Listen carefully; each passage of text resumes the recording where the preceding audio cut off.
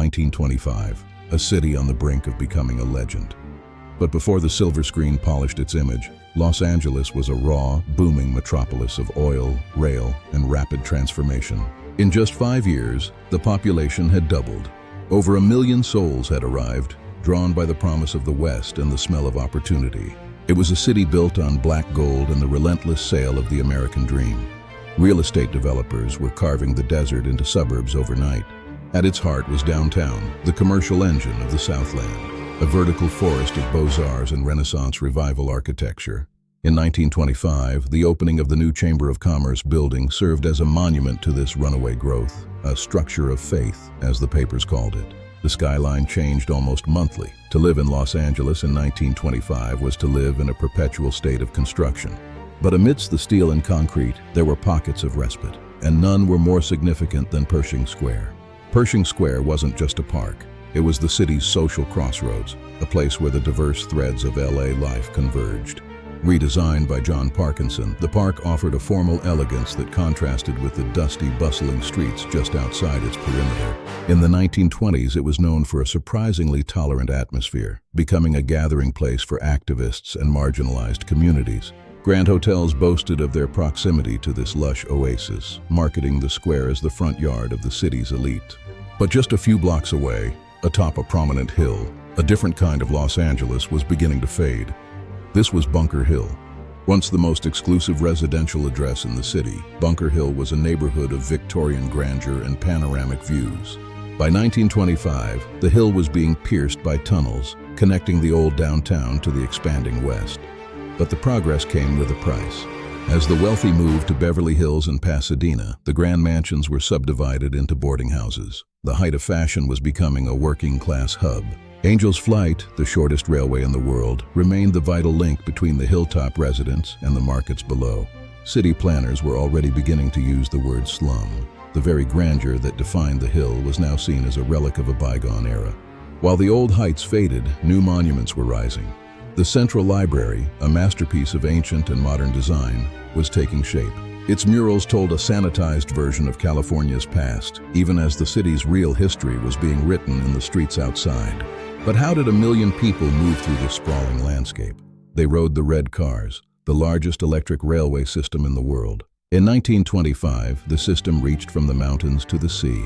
It was the backbone of the Southland, connecting far-flung agricultural towns to the city core.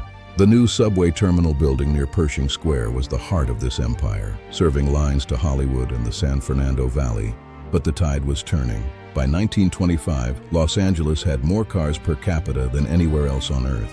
The rail-centric city was becoming an auto-centric sprawl. Developers used the red cars to sell land, then lobbied for roads to sell the cars. It was a cycle that would eventually tear the tracks from the ground. The growth was also cultural. The Mexican-American population tripled in a decade, making Los Angeles the Mexican capital of the United States. But this growth was uneven. Housing and public facilities were often segregated, a shadow history of the boom that is rarely shown in the postcards. We'll be right back with a look at the shadow world of Prohibition and the oil strikes that changed everything. But first, if you're enjoying this deep dive into the real history of Los Angeles, consider joining our community. Statistics show that 92% of you watching right now aren't subscribed yet. It helps us keep these reconstructions alive. Now back to 1925. In 1925, Los Angeles was producing a quarter of the world's oil. It was an era of strikes, wealth, and environmental chaos. Oil derricks even encroached on the beaches. The landscape was being sacrificed for the boom, a reality often hidden behind the paradise narrative. Real estate advertisements promised oil rights with every plot of land. Every homeowner was a potential millionaire, fueling a fever of speculation. But oil wasn't the only illicit liquid flowing through the city. Prohibition was in full swing, and Los Angeles was anything but dry. A vast network of secret tunnels ran beneath the city streets, connecting respectable hotels to hidden bars and gambling dens. From basement bars to coastal smuggling routes, the illicit booze trade was a massive shadow economy that reached all the way to City Hall. Corruption was rampant. The City Hall gang allegedly controlled the flow of alcohol, with local politicians and police often looking the other way. Los Angeles in 1925 was a city of contradictions, a paradise of sun and palm trees built on a foundation of grit, greed, and rapid change. This was the city before Hollywood fully commodified the dream. A raw, sprawling metropolis finding its identity in the dust of progress. To understand the Los Angeles of today, we must first look at the one that was lost in the boom of 1925.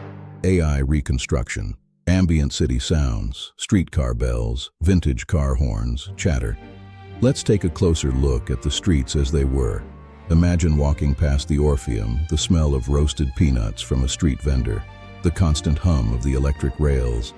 This was the rhythm of a city that never stopped growing.